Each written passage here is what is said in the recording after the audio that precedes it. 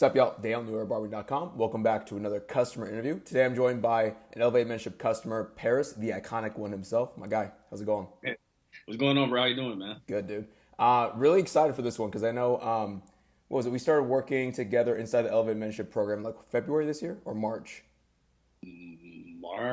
February. Yeah, Yeah. yeah. I feel like we had a call in January, and then I think it was like end of January, like March or February 1st. That's when we got started. I guess for those who aren't familiar with your story, first of all, like you came into the program at what, charging 25, I believe. No, I was actually at 40 already. Okay, at 40, cool. And then give a little bit of background again to who you are, where you're from, how you got into barbering, and kind of your journey up to the point when we first met on that call. But yeah, bro. So, much like a lot of people, bro, like I started barbering when I was pretty young. First off, everybody, I'm Paris. So I live in Beaufort, Georgia, but I grew up in Gainesville, Georgia. It's about an hour, about 30 minutes north of Beaufort, an hour north of Atlanta. Um, Small town, very small town vibes and everything. So, just coming from that kind of background, but the way I got into barbering was my mom. So growing up in a single parent household, I know Paco talked a lot about this in his interview as well. Like, but growing up in a single parent household, it was me, my mom, my little brother. And it started, my mom, same kind of deal like a lot of guys. Your mom's cutting your hair. She can't afford to take you to the shop. Got to the point where like I got to middle school and I was like, okay, my shit can't stink anymore. So it's like, all right, it's time to start getting fades all the time. And my mom was like, yeah, you're getting a haircut too much. So I started lining myself up, started cutting my little brother, and then it just kept going from there. I think I was about 13 when I started cutting my little brother, and then we get into high school. Um, my sophomore year, my uncle, his name's Adrian Thompson. He was a master barber in Georgia, and so like he lived like a very rough life before he got into barbering. Did the whole prison thing, turned his life around, and his whole mission was to like change the scope of like the youth in the area. And so me and some people that, we looked up to him, we always went and got our haircuts on Thursday nights to be fresh for Friday games. And one day he's like, hey, have you ever thought about being a barber? And I was like, nah, like, why would you say that? Hmm. And he's like, yeah, bro. He's like, you're always drawing, you're always drawing and et cetera, et cetera. And I was like, well, I cut myself. I cut my little brother. And he's like, all right, cool. He said, well, let's see what you got. And I was like, what the hell? So he put a pair of Wall Seniors, the gray Wall Seniors, Yep. and he said, finish your haircut. And I was like, oh shit. And so I sat back down and, obviously he finished. He said, yo kid, like this spot is yours. He's like, that station over there right beside me, the right hand side of me is your station. He's like, so whenever you want to come back up here and make some money and like learn the trade, I got you. Hmm. And I, obviously as a kid, like I just took it like, oh, whatever bullshit. Like I was focusing on trying to go to school and play ball. And it wasn't until my senior year when I went in, I was getting a haircut and like, it just clicked. Like this guy stayed, like this station is still open, like in a very busy barbershop. Like, and I asked him, I was like, why? Like, why is nobody like renting this booth? And he said, because it's yours. I told you it's yours. So that about a month later after football season ended, I started actually cutting in a shop. And then, so I just started cutting and no booth rent. Like, he just wanted to teach a young kid the game, just wanted to help me out, help me make some money before I went to school.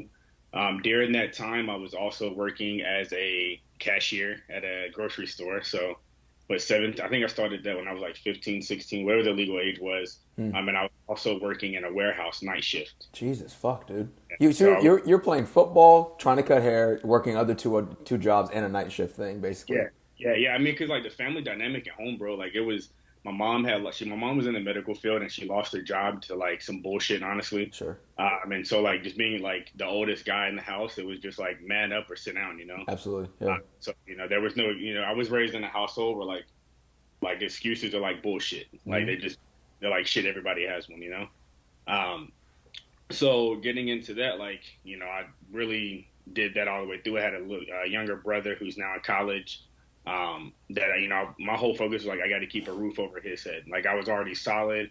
I knew I was going to Texas A&M. Didn't really have barbering in mind at all. I was just doing it because it was art. Like I was always a super big art kid, Sure. but like my athletics always overshadowed my artistic abilities growing up. And the reason I say it, like I remember I had a client, sitting in the chair, and he's like, bro, he's like, I remember in second grade we were sitting on the playground, and he's like, you were just sitting on the hill drawing, and he said you looked at me and said, bro, I'm gonna be a barber one day, and I was like, what? Like I was like, damn, like it's crazy that you remember something like that. Mm. I've had other friends that said like at the Boys and Girls Club they had a hard time pulling me out of the art room to like go play basketball or play baseball. But like again, like where I come from, like it's athletic city. Like everybody goes to school to play college ball or something of that nature around sports. So but yeah, so 2 weeks before I left for school, my uncle actually got gunned down. So he got Mm. shot, killed in front of his kids. And it was that, and I was actually, it's a touching story, but like I was actually on my way to the barber shop that day. And my mom, and she knew I was always going. My mom called her. She said, "Hey, son, like, you might not want to go." And I'm like, "What's up?" She's like, he just got murdered. And Yeah. I was like, "What the hell?" And so like I made it that day. I was like, "Damn, like, I'm gonna change lives through this industry. Like, regardless of college, regardless of everything else, like I'm changing this industry." So I still went off to college, freshman year. It's funny. So freshman year, like I didn't really like get into cutting hair my freshman year in college. I was afraid of getting, like, I remember the dorm director, he's like, if you're running a business, you can get kicked out of school here and da da da da, like running it on the campus. Sure. So like I put a sign on my door that said tips only. Like you can, Yeah. it was like mandatory, like $12 or some bullshit like Okay. that. Yeah. Yeah. And so, yeah, I started doing that, and it really started. Like, I had this girl that I was talking to at the time, and she was like, "You must be broke. Like, you don't have any money." Because like I was on a full ride, so like I wasn't worried about like my financial situation. She's like, "We never go on a date. We just sit in your dorm room and watch movies. Like, where's your money?" And it's sort of like, "Hold on, bro. What are you talking about? I'm not Mm. broke." So I started cutting hair, and all my homies started coming through. Um, Moved off campus. I think I was actually charging 10 on campus. When I moved off campus, I moved up to 12. So it was like 12 for a haircut, 15 for haircut and beard, Sure. 18 for haircut, beard, eyebrows, and then like kids cuts were like 8. It was some kind of ridiculous numbers. Yeah. But I mean, in college, bro, like I was already on a full ride, so like none of my expenses were. I was making bank at the end of the day, like It was just extra change at that point, just for literally, whatever.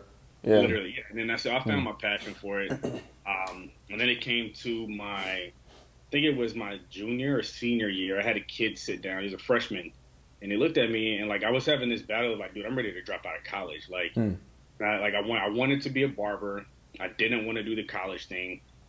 Me being a first generation scholar, like my family was like, I told him that I wanted to be a barber, and my family. I remember my grandma specifically like, "Are you sure that's a safe industry? Are you Mm. sure?" Like, because like I mean the stereotypes that go along with being a barber, like you're all over women, or you're into the drugs, or you're in the streets and all of that. So that's the only like thing that they had seen growing up, unless you're like Great Clips or something like that, and they don't make crazy money. So they're like, you're not gonna make any money doing that. You need to get your college degree, et cetera, et cetera. And so I stuck through the college thing, hated it, every minute of it. But like I remember one day being in the shower, and I was like, yo, like I need to figure out what the hell I'm doing with my life. Mm. Like I'm about to have my first kid. I just got married. I'm like, I hate college. I hate this school thing. I hate the politics of like the corporate world. It sounds like already. I don't like not being able to make an impact on kids' lives. And it just hit me. They're like, yo, like you can open up a school, like a private school for like minority at risk youth. So that sort of became like the driving factor. So like everything I did. So I graduated school, um, moved back home to Georgia, started working in the corporate world, gave that a shot. I was on salary for like 65, 70K a year. Not bad. I was a little supervisor. Hated it, awful hours. But even in that, so I was working 60 hours a week, and I still managed to get into barber school. So I started going to barber school to get my license, and I was working at a shop back home that from another guy that's a pretty big deal here. And at that time, I think I was doing appointment only. I think I've always only been appointment only, honestly, except when I was in high school. But I was at $35. So I was at $35, and I was at $35 from 2017 till 2019. Mm. I think like no pricing. I think it was like 35 haircut, beard, eyebrow, like everything was included in 35. Um, From there, some things went on that I didn't really agree with. I moved to like a what I call a sweatshop, bro. It was like 19, 20 barbers in that thing. It was Sure. just like pump, pump, pump, pump, pump. But I went there literally just to build clientele, like to steal clientele, if you could say, like Sure. take clientele and be able to move on to my own thing. So I only lasted there for 9 months. And then in 20, I think it was 2019, October of 2019, I passed my licenses exams and I got the hell up out of there like January 2020. And then COVID. So Yeah. yeah, Okay. started it. Well, look, when did you leave the corporate job again? I left, so I only lasted in the corporate job like 8 months. So I Oh, slashed no like shit. fired, quit. Yeah. So it was like from 20, I think it was March of 2018. It was like 2 weeks after my birthday. Got it. And I Interesting. graduated college in 2017. Okay. And then you're just like, fuck it, all in with barbering damn near at that point in time. Yeah. Yeah. Yeah. Yeah. Okay. I mean, like, cause like I was already, so at the time, I left that out. So like I was working full time there. I was going to barber school on Sundays. So it was like Sunday from like 12 to 6. I was in barber school. But then the way I set my schedule up whenever I got hired was like I need to be off work by 3 o'clock. The reason I wanted to be off by 3 was so I could go to the shop. So I Hmm. would work 6 a.m. to 3. Some days I would have to stay a little later, but then I would work from 3 to 8 or 3 to 10 in the shop. Sure. Well, Same time at school. what did you see in barbering, man? Because you kept on going back to this thing. You had the corporate job. You probably could have worked your way up. What did you see in barbering overall? Um, for me, it was a different type of like love, bro. Like, a lot of people say like a baseball was their first love or like a football was their first love or whatever. Like, I never really had anything super stable in life, Hmm. and barbering was the only thing that gave me stable emotions, if that makes sense. So like, I was able to constantly find myself and like I'm a very philosophical person. I love talking to myself. Hmm. I like having a lot of those self talks, and barbering gave me that opportunity just to sit there and be in my thoughts. Like I've never been the one to be afraid of like my own criticism or criticism of others. And so like I saw the ultimate growth happening there. Hmm. And then being able to like step back and listen to like the real life stories of like Bob Joe or whoever the hell it was sitting in the chair and like learning from those life lessons. So that was a big, big piece to me. And then like going back to like being a kid, like I remember I had like pieces of art in the Children's Arts Museum in Atlanta and stuff like that. So like art was always a big part of my life, Hmm. but everyone else just saw the athletics. So like no one wanted to emphasize that like, hey, like this kid could do something with his artistic ability, whether it be graffiti, tattoo art, whatever it could have been. Like it was just never, nobody ever saw it type deal. Yeah, because you just kept on going back to the art thing. Also, too, like, man, no corporate job's gonna allow you to like kind of freely think and like do your thing and enjoy it. I guess the thing I'm also curious about, like, because we talked about this before we hopped on the interview. I mean, the family dynamic of course, you had a kid early on. You're married as well too. I mean, for you, how was that transition from? I mean, you got the corporate job. That was a safe route, right? And then you're Yeah. transitioning to this barber thing. I mean, was that like? I mean, was that an easy transition, or how was that just overall for you? When I really think back on it, I wouldn't say it was tough, but I wouldn't say it was easy. I always was told a saying like never let them see you sweat, right? Sure. That was one thing I was always told. So like whenever me and my wife, like the conversations we had in private, like my mom might not even know about those. Our relationship was ours. And so one thing that I know that helped was that my wife was working a corporate job as well. So she had been to school before my wife moved to Texas. She moved to Texas my senior year, and so we got married 2016 before my senior year. We had our first kid my last semester of school. But before she moved there, she was actually a school teacher. So Hmm. whenever we moved back to Georgia, it was easy for her to pick something right back up and keep going. And I had started in the corporate world or whatever. Um, so it was that, and then like I was already making like the barbershop that I was at in the area, the hottest barbers were there. You get what I'm Sure. saying? So Sure. it was a very like the establishment that I was in was such a good establishment to build and like study. Like it was how like you have those some shops where like the walk-in clientele they only want to pay 12. Hmm. Well, no, like the walk-in price was 30, 35. So it was like that's what people were walking in the door and paying. And so it was just a really good area. I think at the time I was making like $600-700 a month. So it was like some months I was closing out at 4K, which isn't, I mean, it's very equivalent to what I was in the Okay. corporate. you know. Yeah, and you got to make your own schedule. You were probably a lot happier than just like working the corporate thing. Wasn't dry and shit. Um, I guess like okay, so you got in the shop. You're doing around 4K a month. You're doing pretty good. Like obviously broke away from the corporate world. What was that time period between like then and when we first met, and like what happened that made you want to like shift your business and join EM? So, I've always had like the dream of like not even a dream, like a reality that I haven't put in enough work yet Hmm. to get $100. Like I always knew that like, bro, I remember I had clients when I was charging $40, 35, 40. They were like, bro, like they would your cuts are 75, your cuts are 80. Like, and those clients are still rocking with me today. So like I'm super grateful for that, obviously. But like, I've had a lot of clients that have always felt that I just didn't know how to do it Hmm. because to be honest, like I'm in my area, nobody charges as much as me. Yeah. Like anywhere north of me, obviously like in Atlanta, you have people like Big Blends and Hawk and all those guys that are obviously, a little bit ahead of the game or they have, a lot of sweat into it. And now I'm getting to that point and understanding, EM did that for me, like understanding how to build a business structure. Because I did said I went to the sweatshop is what I call it. I went to the sweatshop with 20 barbers, and I mean, you walk in and there's 15 people standing up in a lobby where there's already 25 sitting down. So it was like, bro, it was Pumping heads out. Yeah. every 15, 20 minutes, bro. Like there was days I remember. I look back at my books, bro, and there would be days where I cut 26, 27, 28 heads, bro. And it was just, and I'm talking about not one day a week, like 2, 3, 4 days a week in a row. Consistently. And Yeah. yeah, so you talking about like being getting burnt out, bro. Like, and I was only like clearing maybe like 1,400 bucks, like doing that a week. It was awful. Yeah, a lot of work, like a big input for not the equal output. Like it was just Nope. like kind of. I mean, it was like it wasn't bad at the end of the day. Like again, too, it was probably better than what you're doing corporate wise, but just for the amount of work, you're like, fuck, dude. Um, but like, what made you want to change and like change the business up? Because again, too, I think a lot of barbers, I think a lot of barbers, especially that I talked to before, I mean, they're very comfortable with that setting. I know you always want to get to more, but like, what was that one moment that made you realize, all right, I need to change up my business, or something isn't working right now the way I want it to? 2020, bro. So when I opened up in 2020, we opened up January 6th, 2020 at the studio. I'm in a double studio. And to be honest, bro, like without going into all the crazy details, 2020 was a super rough year. Like I was in the hospital for a little bit. Hmm. I shut down business for 3 months.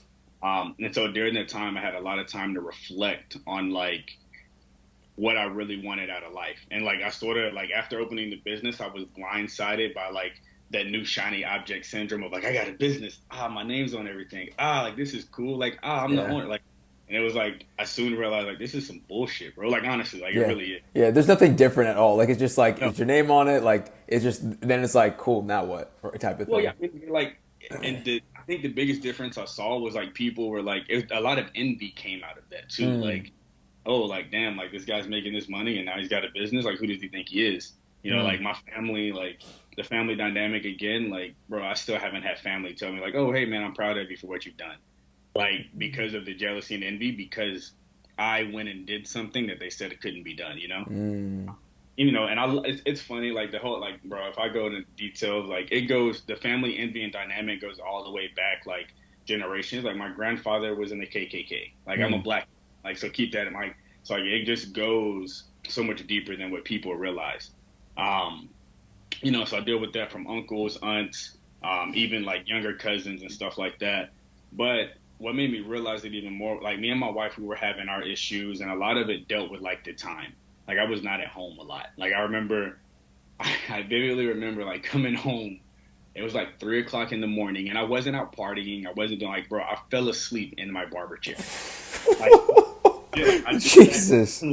I sat down one day, bro, and just like sat back like this, and I Yeah. was Yeah. like thinking. I woke up to money in my lap, like passed out. It was like 2:30 in the morning, and I was like, what? Like my phone. I think I had like 18. I don't know, bro. I had double-digit missed calls. Yeah. I was shit. And this Yeah. was like a Friday or Saturday night, bro. So like that's not a good look. Like Nah, not at all. Yeah.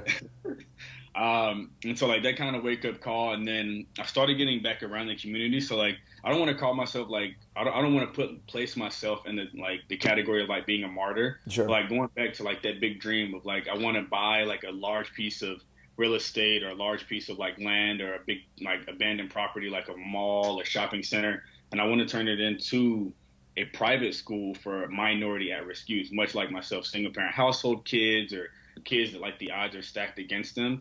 And I had to like the entrepreneur in me realized that like, yo, bro, like you can't do that working 60 hours a week. Like if anything, you need to be able to do 20-20 split. Like you have to do something to actively work toward it.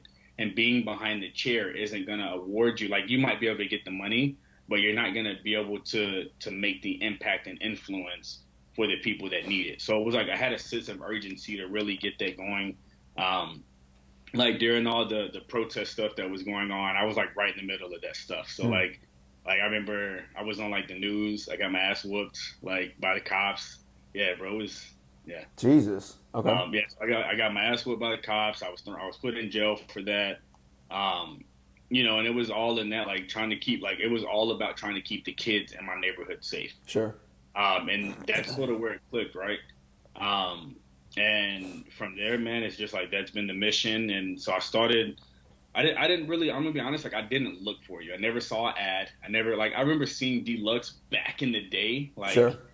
But it honestly that didn't click till like 6 or 7 months ago when I was like, damn, that's the guy I saw like stuff back in 2017, 2018. But like I was still young. I didn't know anything. How I heard about EM was through Sunny. So Sun Cuts. We were at a hair jam with Diego from out in LA LA.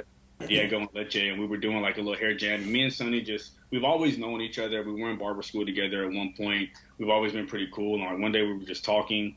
And I remember like I started whenever he was like doing all his videos and stuff, I was like, man, who is this guy? Like I'm about to catch up. Like I'm going to catch up to this guy. So I started doing my thing before EM. And I was trying to like do videos, and I remember Sonny like, "Yo, bro, keep going." I would ask him like, "Bro, like how how are you doing this? Like, how are you getting these views and et cetera, et cetera?" And he said, "Man, just stay consistent. Just stay consistent." That's all he would ever say. And then one day we got face to face at the like back in January, and he was like, "Bro," he's like, all he said was Deluxe. That's all he said. Like I was just like, "Bro, like how's everything going?" And I'm like, "Bro, how did you get to 75?" I think this is where when he went up to 75. Yeah. Like, bro, like, what are you doing that's different? He's like, Deluxe. That's literally all he said. I'm like, what is that? Yeah. And, like it was so like under his breath, like because like we were in a crowd of like 10, 15 people like surrounding Sunny Cutting. And I was like, what is that? He's like, we'll talk. And so like we talked about it. And he's like, bro, just hit up Deluxe, look up his page, look up the video real quick, and he'll get on a call with you, interview, and if it's something that you want to look into, it's all on you. He said, and I'll tell him about you or whatever. And I said, no, bro, don't even worry about that. Like, I'll tell him that you sent me, et cetera, et cetera. And then from there, we got set up. Cause I think the week we got set up, it was actually my son's birthday. So like me and my wife, we were actually heading out of town. Yeah. And so that's why we didn't start. Like the day that we got on the call, that's the only reason we didn't start. Cause it was like, hey bro, like I got a week-long vacation coming up in like 3 days. Yeah. Well, I think we actually started like that next day. You were.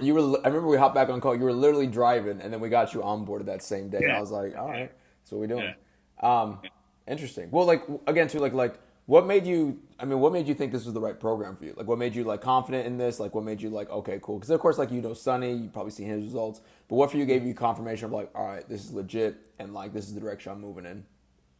That it wasn't easy, bro. Like, I'm gonna be honest. Like, I could tell that it wasn't easy, and like just knowing like Sonny was a big piece of that, and like putting the pieces together from like knowing where Sonny started. Like I remember watching Sonny in his first competition, and then I remember like seeing this growth of Sonny and like having conversations and dialogue with him, and then getting on the phone with you. And like I remember one of the main points you stressed was like, hey, you're gonna have to put in the work. Like what you see people doing, it's not me doing it. It's not Instagram. It's like it's these like whoever the person is, the said person putting in the fucking work. And that's sort of where I really had to take it was like, I've always loved a challenge and I knew that this was going to be a challenge that wasn't going to be easy and that I could possibly fail at.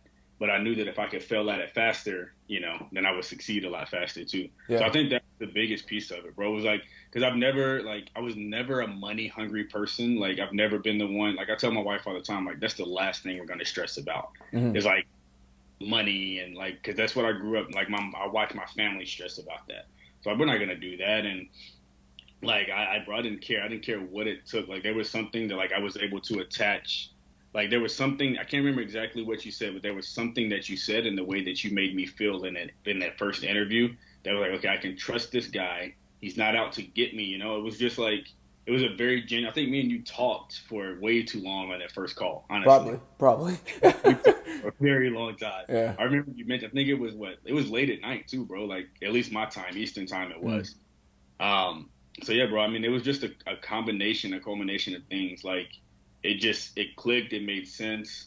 I had been looking for something anyway, so I've been looking for ways to break away. I had said that, and I remember before I ever got on the phone with you, I said in 2021 I would be at $100. I didn't know how I was gonna do it. To Mm. be honest, I had no clue, but I knew that I was gonna do it. Like it was my mission. Got it. Um, and then like just after our conversation, it was just okay. That's the obviously there was like no roadmap there, but then like the willingness of you to like give me feedback on like just that first initial call of like I think at the time I was like, hey bro, like I'm thinking about raising my prices, and you're like, if you do that, you're gonna murder your business, Mm. like it's gonna drown. Yeah. Like even like little pieces like that, you know. Yeah. Well, because it's just like, I mean, like a lot of people, they think, I'm just going to raise my prices. I'm like, dude, what's the long term vision? Like, if your long term vision is to get to 100, is this really like the short term price raise to get to like wherever you're at 40 to 50 really worth it to like set you back another 6 to 10 months instead of like building the foundation, right? And that's like, I'm not against people raising prices, but I'm against like, look, if you like, I'd rather like forego the short term goal in order to get the long term goal quicker or expedite that overall.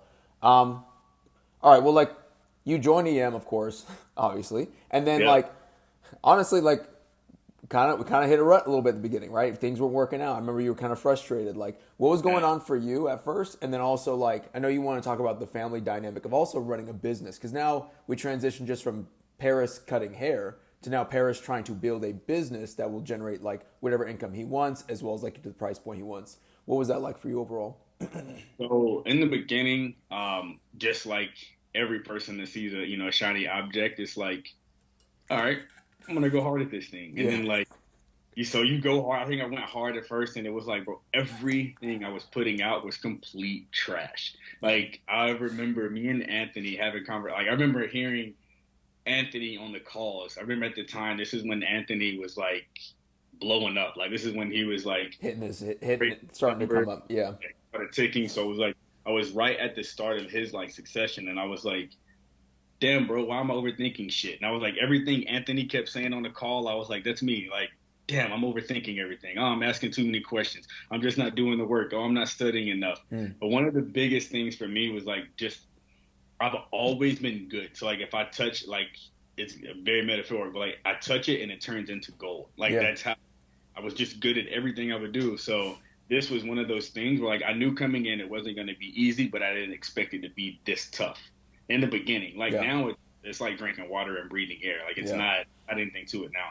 Like in the beginning, it was so many like changes that like I wasn't willing to make, and I wasn't ready to make, to be honest. Mm. Whether it be like the mindset changes or the my pride and ego getting in the way, or just the character changes of like maybe I should start thinking like this, like if I'm so introverted, maybe I need to try to be extroverted. Like I didn't want to do those things to help catapult the business forward. Yeah. um, and so that was a big issue for me. And then I just stopped putting in the work. I think I went rogue, I don't know, for like a month and a half, 2 months, probably even Yeah. longer than that. No, it was a I, while. I think I had to, I mean, I remember I had to reach out to you. I have to reach out to a lot of You- people. Yeah. A few times, like, yo, where the fuck you at? What's going on? Like, what are you doing? What are you working on? And I just remember, man, he's like, I can always tell when somebody's mentally in a rut, right? And it's just like talking it through, like, what's going on. Because sometimes it's like the person gets too emotional. It's like, look, we have everything laid out. Just do the work. We have a process. We like in terms of fallback, Q&A calls, daily check-ins. And sometimes the person gets caught up in their own emotions because you like when you join, you might have your own interpretation of what results you're going to see so quickly. When that doesn't line up in a short term or a short time frame, you get like, oh man, you get like so frustrated and shit. And it's not like it's going to suck. It's just feedback. You got to change things, right? Now for you again too, like the family dynamics again too. You have, I mean, how many kids do you have at this point in time when uh, you first? I have two. So I Two have kids. one turning 5 in January, and then my youngest turned 3 this past November or Got it. this last month. Got it. Okay, so two kids, and a wife. I mean, Hmm. how was this affect? I mean, just overall, like, did you? I mean, I know we talked about the Jordan interview too. He had to separate his time and like from being the barber, businessman, working on the business, being the father as well as the husband. How was that dynamic for you, and how did you overall juggle things for yourself? So for me, bro, it was just like having that understanding, like sacrifice is what's gonna win, Hmm. right? So like me and like not to push like spiritual beliefs, but like me being a Christian and everything, like one of the biggest sacrifices in the world was like Jesus' son, you know? And so I've always like not always, but like in the last like 8, 9 months or so, like I've had that conversation with myself of like how does the world move forward and how did the world like looking back at history and Hmm. understanding how the world moved forward, so like Roman Empire, like all these different empires, there was some type of sacrifice. I mean, think about the Trojan horse. Lots of lives were sacrificed just to build that Trojan horse, but look at the outcome of that. And so it was like understanding like I had to make sacrifices. My wife also like being able to have that open communication line. um, like I said, like we were able to bring my wife home. She's a stay-at-home mom. She does cookies like whenever she wants to, but she did like she just. I wanted to give her the freedom to like raise our kids the way that she felt fit, instead of a system, you know. And so for her, it was just like she just played that supporting role, and like she just had to trust that I was doing the right thing. Hmm. But I did have to like divvy up and like break up my time. I remember in the very beginning, like when people like this uptick that people have seen on stuff, I think you remember, like I took a time off back in like September. It was like September 9th. Yeah. I Yeah. Yeah. like I stopped everything. I think we even talked about it. And what I did in like I think it was like a 2 week period or so, I just stopped everything and I rested mental, Hmm. and like I really got into like in tune with who I am. And I had to stop looking at, and I know this is like a little counter of like what we talk about sometimes. Like I had to stop looking at Greg. Hmm. I had to stop looking at Luna. I had to stop looking at Tuff and Joel and and Angel. I had to stop looking at all these guys, and I had to look at me. Yeah. And so the thing I started doing during that time period was like I picked up music. Like I never played music, but I've always struggled with like keeping a tempo and stuff like that. So like I really had to figure out like what my tempo in life was. Cause Hmm. like I would listen to like Kanye, like my favorite artist. I would listen to Kanye. I would listen to Travis. I would listen to Drake, Cuddy, like all my favorite artists. And I started finding the similarity in each of their individual songs. So I was like, Kanye has his tempo, Drake has his. Everybody, like they all have their individual Yeah. tempo. And that doesn't make me any different. Like Van Gogh, like everybody's just different, you know. Yeah. And so I had to apply that to my life. Like I finally understood like march to the beat of your own drum. Yeah. I finally understood what that meant. And so like in that 2 week period, I legit just gave up. Not gave up, but like I stopped my business. Like I stopped posting. I stopped taking the analytics because I was getting so far ahead. Hmm. I was doing I was doing so many things that weren't beneficial to my business that I was just wasting time because I wasn't at that point in business yet to do those things. And I think Hmm. we even talked about it. You were like, bro, like why are you doing this right now? Like your business, it doesn't even make sense for you to track this right now. Like Yeah. you're not there. Yeah. So like just having that, having that come to Jesus talk with myself, and then after that, bro, like my first post on September 21st, that was the first post that like went for, it didn't hit 100K, but like right now it's like 76,000, Sure. and it just like it hasn't slowed down since. But I think it was because I fell back in love with myself Hmm. and started comparing myself to the standards of society in the industry.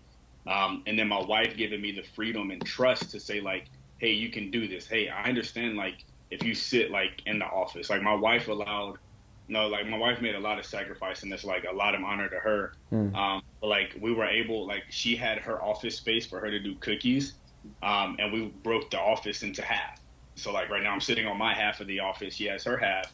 But the whole reason for that was like I wanted to create an environment of like creativity. So like we did the whole cloud wall thing with the lighting. Like we had to mold together and put our businesses together in one place, and then we started seeing our businesses grow together at the same time. And that was real like big, like just having that support back and forth. Like we had a rule, like I would get home in the first hour. Cause like, bro, I always want to be on my phone, not texting, but like, I'm always like, all right, that sucks. All right, that's good. Nope, that's good. Trash. Like, I'm always doing that on my phone. And so I told her, I sat down, I was like, hey, babe, like, like, I see that we're like starting to strain our relationship. How about if I put my phone down for the first hour when I get home? Mm. Like completely, like if you want to take it and hide it, we can do that. Like I said, but when we put the kids in bed, I need that time. Like you can come sit in the office with me. We had to create that environment, like to grow. And she understood the goal, but she was sitting here growing her business as well. So for me, it was like I became that like through EM, it sort of helped me develop the traits to learn to lead my family Hmm. in a way that like no man has taught me. Cause like I told you, like single parent household. So I didn't know what it meant to like have a husband in the home or have a father in the home. So like EM sort of like, I'm not going to say EM created that, but it gave me the mindset to learn how to study other men outside. Cause I didn't know how to study before. Like in Mm. college, I studied, I just did. Yeah. Uh, and like EM, like with creating content and everything, I had to learn how to study what the hell I was doing and not doing. And I think that was a huge battle. Yeah. I think it's also just learning how to think properly, like about the Yeah. business, like reverse engineering, critical thinking, like writing things down. I mean, even just you, just like thought process, like thinking long term. I mean, these are all like big shifts. I mean, they sound so like common sense, but it's just like as barbers, man, it's just like I mean, like, think about the sweatshop, like how that dynamic of the barber industry is, and you just go in, fuck it, cut like 20 heads, and then come out. All right, good. Like you're just so focused day by day, instead of like, look, the goal is to get to 100. Why is this the goal? Like, what do we need to build in order to get there? And I think it's just overall like I'm sure you're a totally different person. Like, what do you feel is like the difference between who you are right now versus maybe even who you were like prior to joining the program? Like, what's the biggest difference overall? I'm so much more peaceful, bro. Mm. Like spiritually, mentally, I'm so much more at peace. Like, um, I don't stress, bro. Like, I don't argue about shit. Like, I've always been a very nonchalant, like, whatever. But like, in a way that it took effort to do that. Does that make sense? Now it's just like, okay. Like I don't like there's no afterthought anymore. It's just it is what it is. Like literally like it's one it is what it is. Like that's one of the Yeah. things. What would you put like? Is that because it's the business, like because you're so focused on business and you're like, look, none of this other stuff matters. Like, what is that like credited to? Yeah, I would say that like clarity, Mm. that has a big part to do with it, but like having a focus, like Mm. having a legit focus instead of like I think like this shirt I have on, like it was part of like I'm gonna do a yeah, you already know where I'm going with Them this. damn merch, bro. always like, man, fuck them shirts, dog. Focus So on your like at one business. point, bro, I was selling beanies for $15, bro. Like it's just like I had that clear focus of like understanding what the hell it took to grow my business, how it made sense to grow my business, Mm. et cetera, et cetera. Like it just finally clicked for me. Instead of like trying to do all these societal normal barber things, like, hey, bro, start a beard product line. You got a nice beard, and it's Yeah. like there's only gonna be I only have like 20, 30 clients that have nice beards, and you buy beard balm every 3 or 4 months. Like, there's no money in that. Yeah. Or like, so having that and then like sacrifice, bro. Like one thing I think I had lifted out, like what I did to get there was like, like I think we talked about this probably, but like I stopped going to the gym. Like I haven't been in the gym since shit, bro, since like I think it was March. No shit. Yeah, like I stopped Whoa. going to the gym in March. But the reason, like, I had to understand why. Like, it wasn't like, oh, bro, I just stopped going to the gym. It was, hey, I had to self analyze and like, hey, when are you at your peak mentally? Mm. I'm at my peak mentally at like 9:30, between like 9:30 and midnight. And we talked about this. Like, I stay up late, Yeah. like for time. So like 9:30 to midnight is when I'm at my peak, and that's when I worked out. Mm. Like, I love to work out at that time. I've always been that way. I don't know what it is. I've tried the 4 a.m.s. I tried the 6 a.m.s. I hate it. I can't do it. Feel like shit all day. But I had to realize, okay, if I'm at my peak at this time and the biggest lack in my life is my business, then in my peak, I need to focus on my business at this, like in my peak. Mm. So what I started doing was we put the kids down at 8:30, 9 o'clock, and then I would come straight to the office and just sit here. and just scroll and Yeah. scroll and click and study and listen to music and study tempos and create tempos and like I mean like bro like having like Yeah. write everything out like planning out my next days of haircuts and how I'm taking the content, but that's when I was operating at my peak. Hmm. So now it's like in this next season, like where me and the family are like my wife is a lot happier, a lot more peaceful. I'm at home a lot more. Like Yeah. I'm able to be what I never had, if Hmm. that makes sense, Yeah. because of the things that I've learned in EM and like how to properly accelerate the growth of my business, Yeah. how to do it in a healthy way, and how to like have the character change of like literally being the opposite. Like, bro, I have a nose piercing. Like, there's no way in hell if you would have asked me a year ago if I had a nose piercing, I would have said yes. Hmm. You know what I mean? But Yeah. it was having that mental shift. Like, I just cut off like 2 years worth of growth Yeah. of Yeah. hair. Yeah. Yeah. So, like, it's just like you asked me those things a few like months ago. Those things weren't gonna happen, you know. Hmm. But it was understanding like in order to change everything, I had to change everything. Yeah. And so I think like that's one of the biggest things that I've got from the program. And it's like it's bled over into every aspect of life. Like if people want to talk about barbering, go look at my haircuts from 9 months ago until the last one I posted. You know what I mean? Like go look at that and you'll see the progression difference of like what it is. Yeah, and I think it's a lot of people forget. Like, man, we don't even focus on haircuts. It's just like when it's kind of like what you said. When you get on your own frequency of life, or just like again, we don't want to like this ain't no woo woo bullshit. But it's like when you get on your own frequency and stop trying to like mimic or copy other people or like try to play catch up, right? Try to play along with the industry norm and just play your game. Man, you can get so much progress, and you find like so much it's weird because you find exactly what you were trying to do by mimicking everybody else, so to speak. If you get what I'm saying, right? I guess for you too, because like man, like we went up to 75. You're already at 75 right now, correct? Yeah, we went up December 1st. Nice. Okay. Yeah. So it's December 5th, and when we're recording this, I know the biggest thing, dude. You didn't even fucking realize we were ready for a price raise. I mean, for you, like what like because I remember at first you were more focused on the results, then you were focused on perfection. What was the lesson for you in there overall, just of like man, like in terms of doing the work, or like even just internally, like what were you chasing before, and then what are you chasing now, and like focusing on with your focus?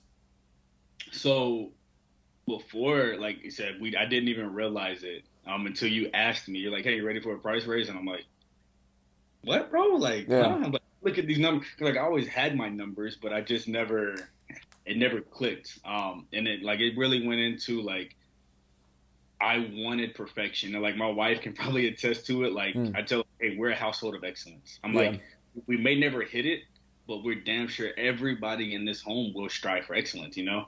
And not in the dictatorial way, but it's like that's just what I want for my kids. Like that's how we break the chains. And so it was like I stopped when I say I stopped looking at everybody else's content Mm. because I was flooding and overstimulating my creativity. Yeah.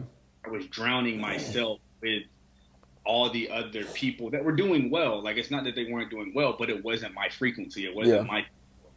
my and so I had to I think at one point I was following 2,000 people. I think I follow 98 people now. You know, and I did that because I wanted to literally take out the fluff of what didn't matter in the terms of building a business. I wanted to take out that fluff and just when I got on my phone, if it wasn't my content, I didn't Yeah. want to see. And it's not that like I didn't appreciate other people, but it was like I need to just focus right here, right now on how this video from 3 days instead of it Mm. being 40K could have been at 200K. Yeah. You know, really wanted to take that and diagnose that to myself. And then another thing like that changed was like on our Q&A calls, bro. Like I don't know. I mean, I'm not gonna say I definitely don't have the record. Anthony has that thing. That guy's crazy. But like every single call, like at least for 3 months, Yeah. twice a week, so what, 8 calls a month.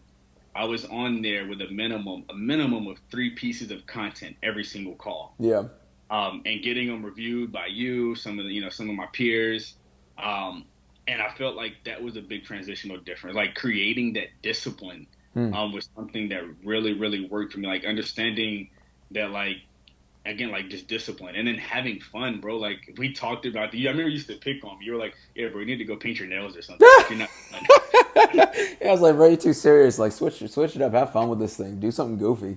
Yeah, so Yeah, like, and I tried like the little bullshit, like, oh, I'm gonna dye a piece of hair right here. Like that didn't do much. Like, yeah. but it was like, like it was more of a mindset thing. Like I legit had to learn how to have fun again. I think that came back to like the young dynamic of like Sure. being, a young man. But like had to learn how to have fun, but I had to learn to be disciplined while having the fun. And I had to develop a childlike mentality all over again to Hmm. keep. I think you asked this like why why? Okay, well, why? And it's like I had to start doing that to myself Hmm. to the point where I was like, I didn't have to ask anymore. It was just like it was second nature to, okay, why does this look good? All right, well, what makes it look good? And Yeah. then I just kept going on with that. Um, and bro, I mean, we're seeing it now going on to the next level, bro. It's like I think I told you last week, like I got to double down. Like the haircuts, raising prices, as funny as it sounds, raising my prices, my haircuts got better. I don't know if it was like the standard itself. Obviously the standard is definitely raised and it's always been high, but like my bottom line, what used to be my high is now my bottom line. Yeah. Like what used to be the high goal is now the low goal. And so like now I have a mission of like respectfully, I want to blow everybody out of the water around the state of Georgia. Like no disrespect, but like, I'm just that competitive. You have to So it's be. one of those things, that's one of those things that I want to do is like as much as I love, Aaron's my boy, Yanni's my boy, Son's my boy, like all these guys are my homies, but it's like, all right, bro, let's fire up this competition and let's see who gets to like this $100 mark first, because Yeah. none of us are there yet. Yeah, and it has to be that way because man, like I think that like I mean, you get to see one what you're made of. You get to see what everybody else is made of, and it also gives a really great reflection point for everybody else to kind of check themselves. Like, oh shit, what am I like? What's wrong with me? Why am I not on this same level? Why am I not taking this seriously? Right? Um, Hmm. I guess for you, like I know, man, we touched on so much in terms of what you found was valuable, but I just want to put more focus on like just the question, like, what did you find most valuable in the program working with me and the EM so far? Because I mean, we touched a lot on mindset. I mean, just overall business structure, um, in focus. Like, what did you find most valuable for yourself personally? Most valuable for myself would have to be, if I had to narrow it down to one thing, I would say, well, I'm gonna have to do two things.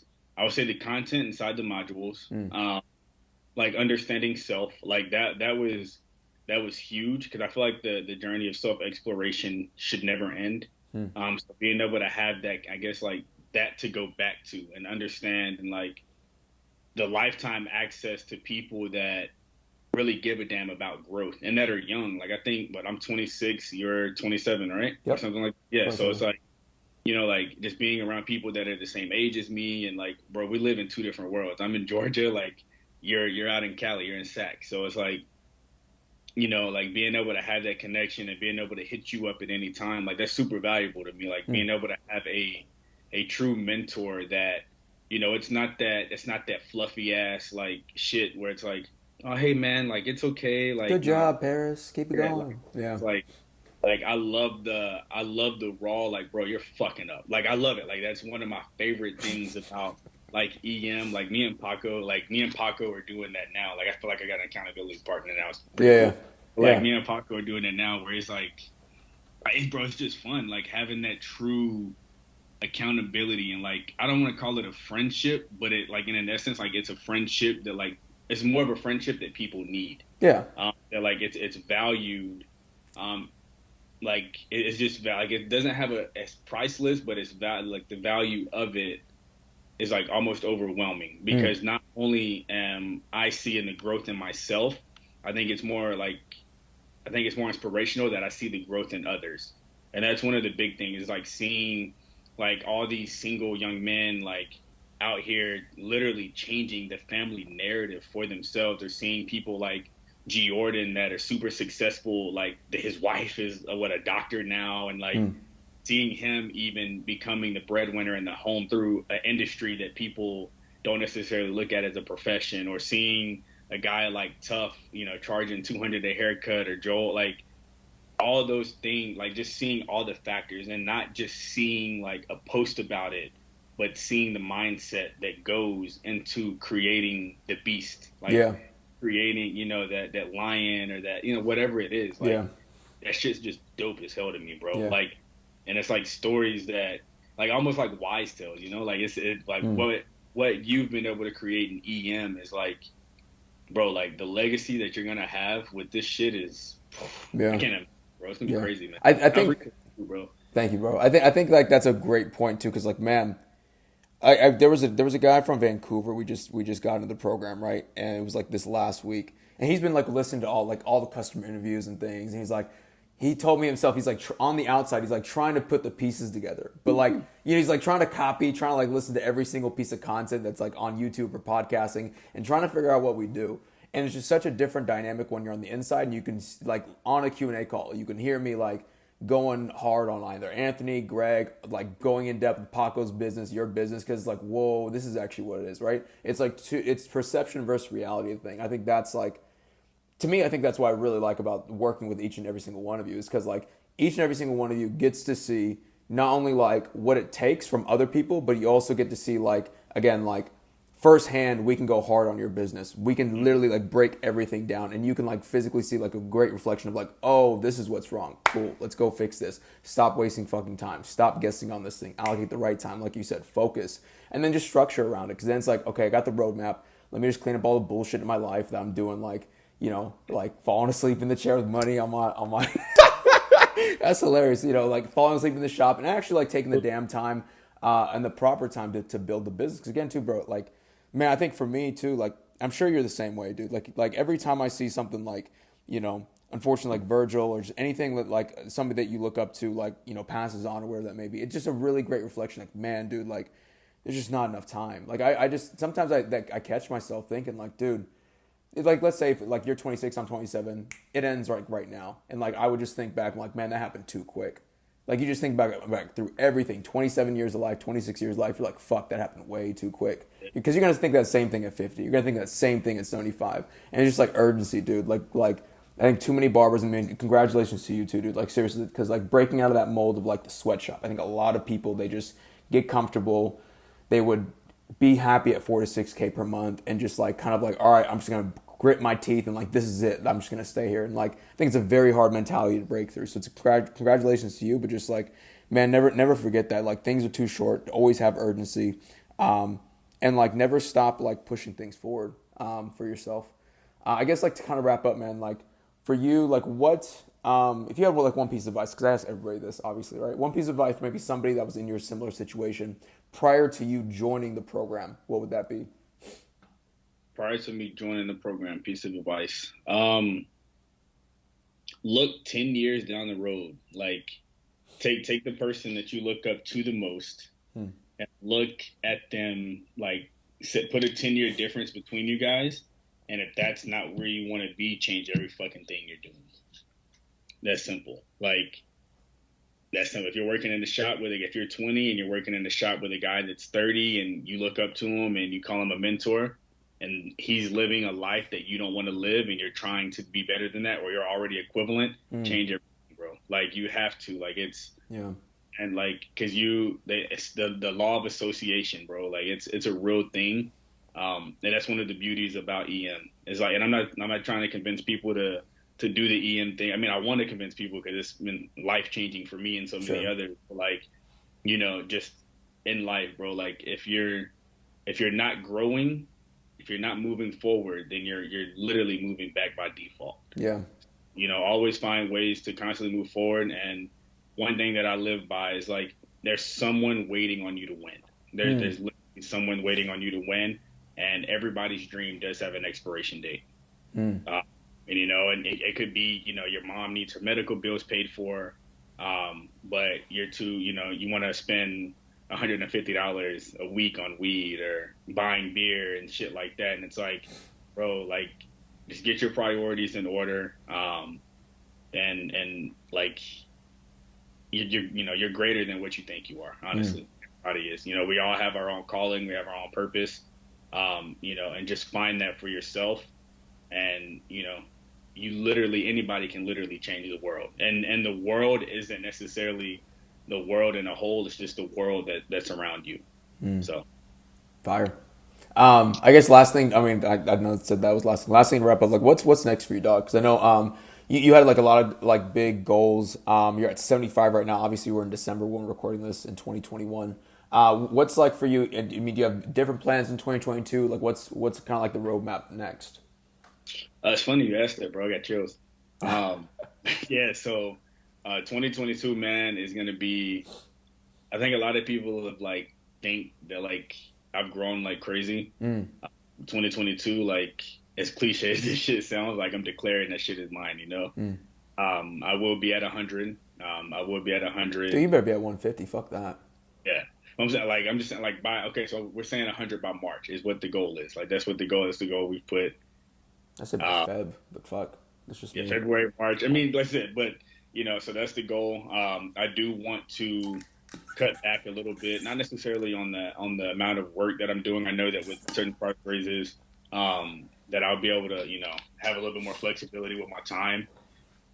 The reason I want to do that is like I have two college degrees, one here and one above, and I want to start utilizing those. I know it sounds almost counterintuitive to like say I want to go get a job again, but I want to do it in essence because like my long term goal is to be the mayor.